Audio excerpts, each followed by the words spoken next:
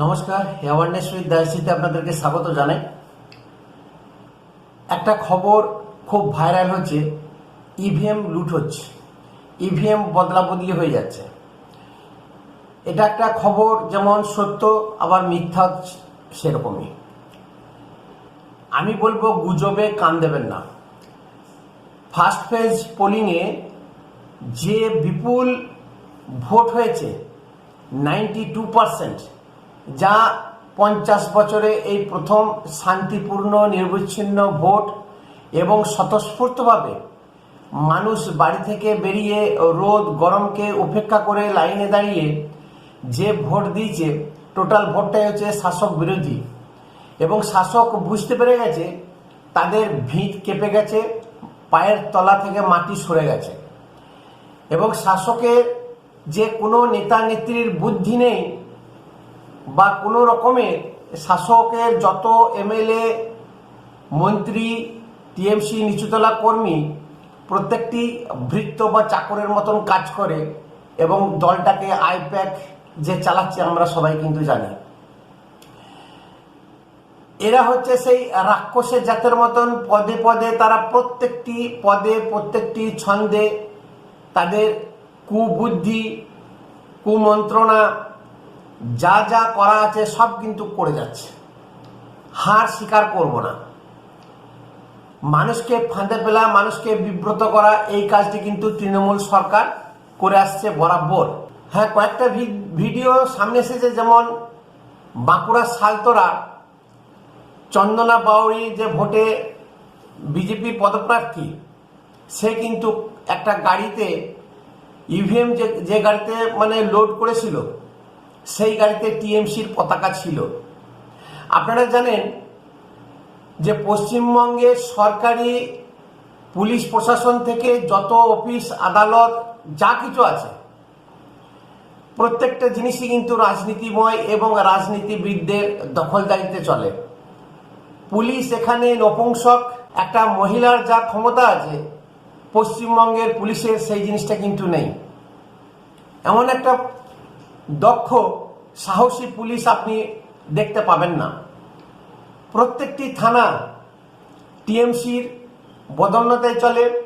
TMC সেখানে কর্মী বসে থাকে, কোনটা এফআইআর নেবে, কার এফআইআর নেবে, কার নেবে না, কোথায় তদন্ত করতে যাবে, কোথায় যাবে না, আগে দেখবে যে সেটা টিএমসি কর্মী সমর্থকের কেস আছে কিনা। এই বিচার বিবেচনা কিন্তু সেই থানাতে টিএমসি কর্মী নেতারা বসে ঠিক করে, তারপরে পুলিশ সেইভাবে অ্যাকশন নেয়। সব থানাতে তো এফআইআর নেয়ও না, অনেকে লিখেও না।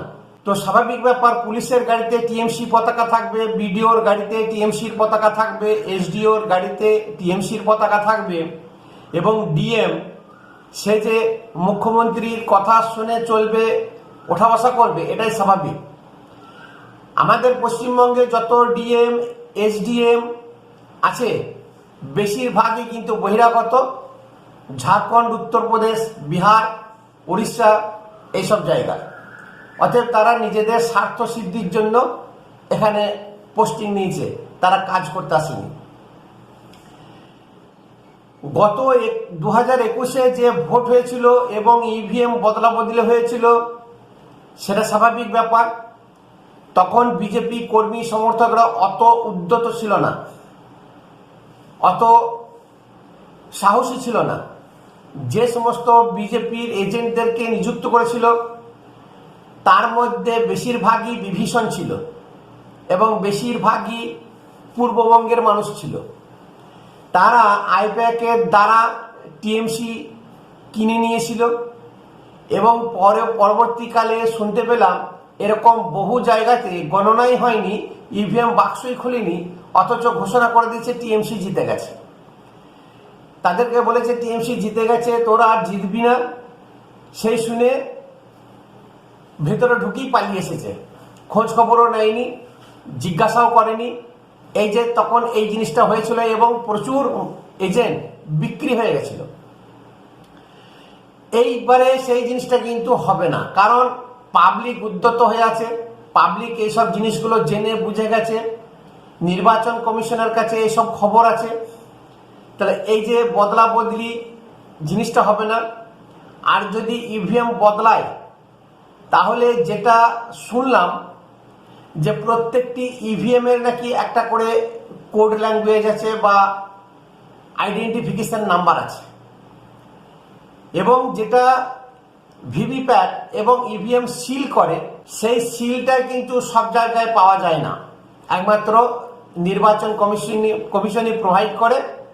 প্রিসাইডিং অফিসার, পোলিং এজেন্ট এদের কাছেই থাকে, এবং সেই পোলিং এজেন্টের নাম, ফোন নাম্বার, কোড নাম্বার সেখানে থাকবে, কে সেইটা বহন করেছে, কে যেখানে রেজিস্ট্রেশন হবে সেখানে পৌঁছে দিয়েছে, প্রত্যেকটা জিনিস। মনে করুন যদি সেই ইভিএমটাকে, সেই সিলটাকে কাটে, হয়তো ব্লেড দিয়ে কাটলো বা ছিঁড়লো, যতই যাই করুক, সেটা কিন্তু আবার ঘুরিয়ে যদি চিটপট্টি লাগায়, সেই জিনিস কিন্তু ধরা যাবে এবং বুঝতে পারবে নির্বাচন কমিশনের যেটা নির্দেশ আছে, এরকম কিছু দেখা গেলে সেই ইভিএমটাকে দেন বাদ করে দিতে হবে। পরবর্তীকালে হয়তো ভোট হয়তো হলেও হতে পারে, এটা একটা কারণ। 2 নম্বর, যে ইভিএমে আমরা ভোট দিয়েছি সেই ইভিএম এর একটা কোড ল্যাঙ্গুয়েজ বা আইডেন্টিফিকেশন মার্ক নাম্বার আছে। যখন গণনা হবে তখন সেই পোলিং এজেন্ট এই আইডেন্টিফিকেশন নাম্বারটা মিলিয়ে দেখে নেবে যে সেম আছে কিনা। যদি বদল হয় তাহলে আইডেন্টিফিকেশন নাম্বারটা চেঞ্জ হয়ে যাবে, তখনই দেন কিন্তু সেই ইভিএমটাকে সরিয়ে ফেলা হবে এবং গণনা করা হবে না, রিপোর্ট করা হবে। এইবারে যেটা সব থেকে বড় কথা হচ্ছে যে এইবারে তো আর লুট করে নিয়ে ভেঙে দেওয়া, আগুন ধরানো, ছুটে নিয়ে গিয়ে পালিয়ে গিয়ে পুকুরের জলে ফেলে দেওয়া এইসব তো হয়নি। তার কারণ প্রশাসন, সিআরপিএফ প্রচুর শক্ত হাতে দমন করেছে, এই জিনিসগুলো হতেই দেয়নি। ছিটফুট কয়েকটি ঘটনা ছাড়া খুবই শান্তিপূর্ণভাবে প্রথম দফাতে ভোটটা সম্পূর্ণ হয়েছে।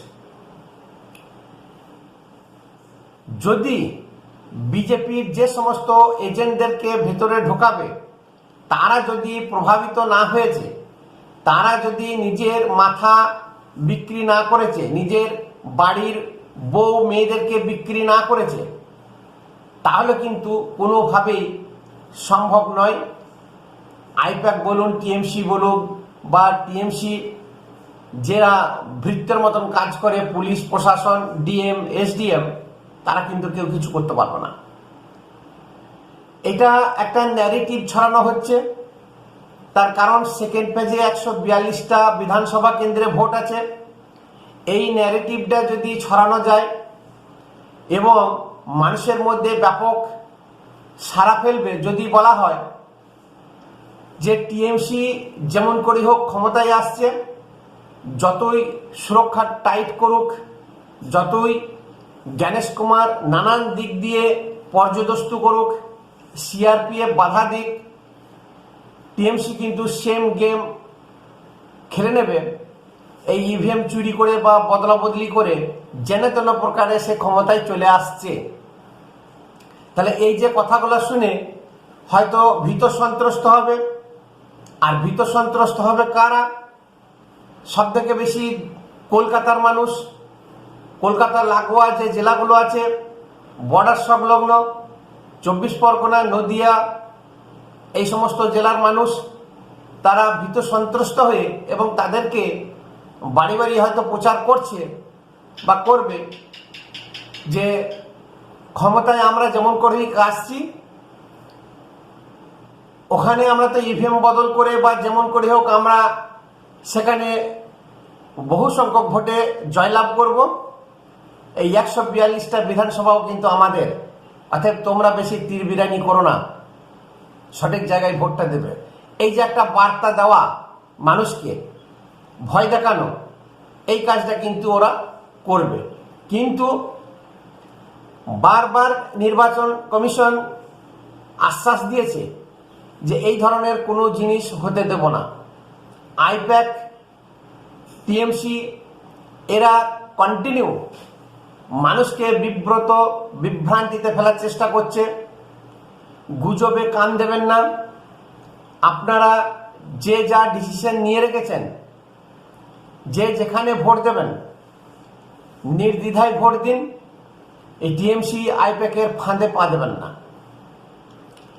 আর দয়া করে দেখবেন 29 তারিখে যে লাস্ট ভোট আছে, যত আমাদের main stream media TV channel আছে, এবিপি আনন্দ, নিউজ 18, TV9 বাংলা, 24 ঘন্টা, কলকাতা টিভি, যা যা আছে, সবাই কিন্তু ওই সন্ধ্যে 6টার পরে বসে যাবে যে একটা পোলিং রিপোর্ট নিয়ে, বুথ লেভেল একটা রিপোর্ট নিয়ে, যে তারাও হয়তো বলবে যে টিএমসি কে অনেক চেষ্টা করেছিল আটকাতে পারেনি, টিএমসি চলে আসছে। এইসব কথা প্রলোভনে পা দেবেন না, শুনবেন না। দয়া করে টিভি চ্যানেল আছে ঘুরিয়ে দেবেন, সিনেমা দেখবেন, কিন্তু খবর চ্যানেল দেখবেন না। কারণ যা হবার তো তা তো হয়েই গেছে। পরীক্ষা দিয়ে যখন আমরা আসি বা বাচ্চা কোনো একটা পরীক্ষা দিয়ে আসে, সে তো লিখে জমা দিয়েছে, যা লিখবে সেরকম হিসাবে সে নাম্বার পাবে।